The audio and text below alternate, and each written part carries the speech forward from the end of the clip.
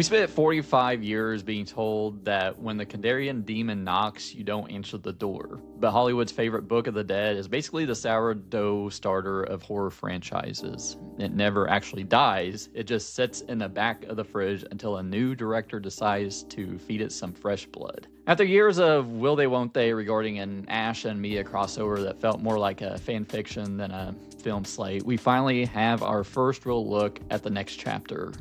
And it's called Evil Dead Burn. And if the trailer is any indication, Sam Raimi has decided that the only way to keep this series alive is to let a Frenchman burn the whole house down. This isn't just another sequel, it's basically a test case of a standalone anthology era that Evil Dead Rise kicked off in 2023. By ditching the legacy characters and leaning into the 3 books lore, Ghost House Pictures is trying to turn Evil Dead into a director's playground. And they handed the keys to, and I'm going to butcher this name, Sébastien Vaniček, the man who made everyone's skin crawl with the apartment spider movie Infested, which I really enjoyed. And they told him to keep it nasty. And this matters because it's the first film born out of the official Evil Dead Bible, a move that's either going to ensure canonical perfection or maybe some corporate sterilization. So finally, the first full trailer of Evil Dead Burn dropped. And it's coming out July 10th, 2026. And it stars, and I'm going to probably butcher this name again, I'm sorry, but Souheila Yacoub starts as Alice, a grieving widow seeking refuge with her in-laws in a secluded home, only for a family reunion from hell to ignite when the familiar flesh-bound book makes an appearance. And the trailer looks like it leans heavily into the new French Extremity sensibilities, promising a French twist on gore, including a sequence involving a dishwasher that is already ruining silverware for the internet. So apparently the lore has been kind of split up a little bit to allow like a lot of these spin-offs. You have, and correct me if I'm wrong, okay? So book 1 is from Ash, Ash versus the Evil Dead, the Necronomicon, the OG Necronomicon that we saw in the movies. And then there's book 2 with Mia from the 2013 Evil Dead remake. And then there's book 3, which is kind of Rise and Burn. And apparently there might be sort of a connection to Rise with people on YouTube and the internet are saying that the girl from the opening of Rise shows up in this, and I think they're probably right. It looks like they're on that lake. It returns to that lake. I'm kind of interested to see how it connects to that. And splitting up to these like 3 books, and we did get 3 books, I think, in Army of Darkness. It keeps the canon intact while letting directors kind of do their own thing and just ignore the Bruce Campbell of it all. And we got this kind of French Extremity director doing his own take on it, and that's what I'm liking about this new Evil Dead resurgence. It's just not Sam Raimi doing Sam Raimi things. He's platforming a lot of these new and upcoming horror directors to kind of do their take on Evil Dead, which I'm all for. I love that it's keeping the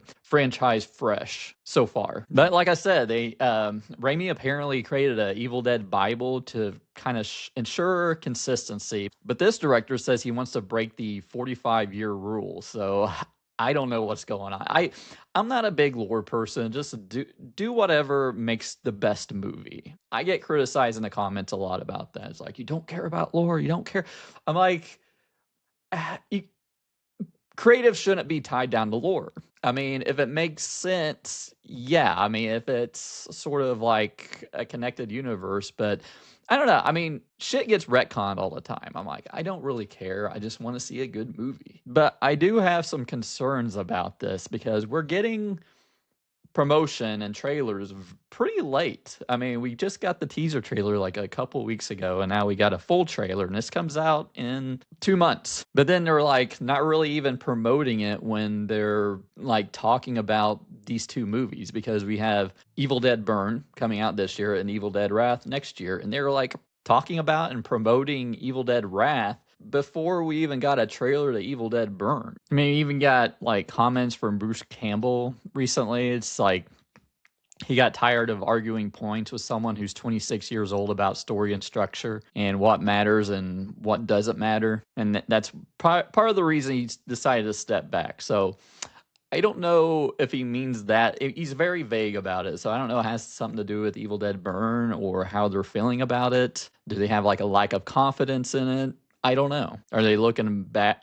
Are they looking past like this French experimental Evil Dead movie? Who knows? Of course, the trailer has like an awesome shot of kitchen violence, which Evil Dead is no stranger of. Is it becoming a greatest hits of kitchen-based trauma? And is the gore becoming the only personality the new films have? I mean, these are things to think about, really. And I think Vaniček, am I saying that right? I don't know. I should probably look it up. But it's like his aliens in Evil Dead. I mean, you can see like the Deadites crawling on the roof and everything, and I think that's a bold claim.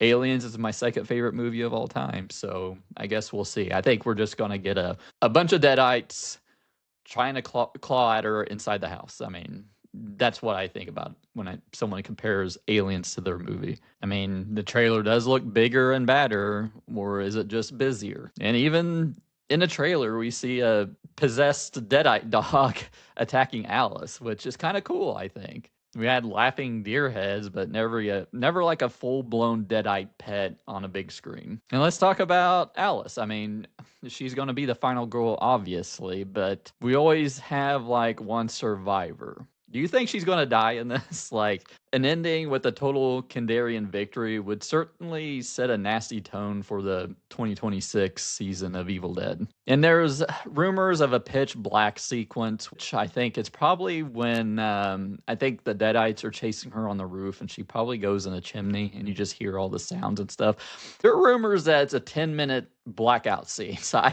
I don't think it's going to be 10 minutes, but I kind of did some research. I'm like, 10 minutes? This is probably a 90-minute runtime. You're going to dedicate 10 minutes to like just darkness and sound effects? I don't think so. That would be like 11% of the runtime. So look, Evil Dead franchise is currently in its experimental jazz phase. We've moved past the slapstick of Army of Darkness and the relentless bleakness of 2013 into this weird high concept territory where the only requirement is a high body count and a creative use of household objects. Evil Dead Burn looks like it has the technical chops to be the meanest entry yet, but there's a thin line between visceral and exhausting. If this new director can pull it off, a 10-minute sequence of pure auditory terror and make a dishwasher more frightening than a chainsaw, he'll earn a spot in the pantheon. If not, it's just a very expensive way to tell us to load our knife blades down. Ultimately, the fact that we're getting a French DNA Evil Dead movie in 2026 is a win for the genre.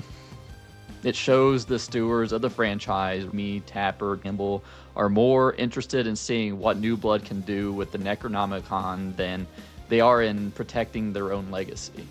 And I have to give them props for that. It's the family reunion from hell, and frankly, I'd rather be at this one than any of my own. But what did you think of the Evil Dead Burn trailer? Let me know down in the comments below. Are you concerned at all, or are you just super hyped? Check out these other videos by my head now, and thanks for watching, and I'll see you next time.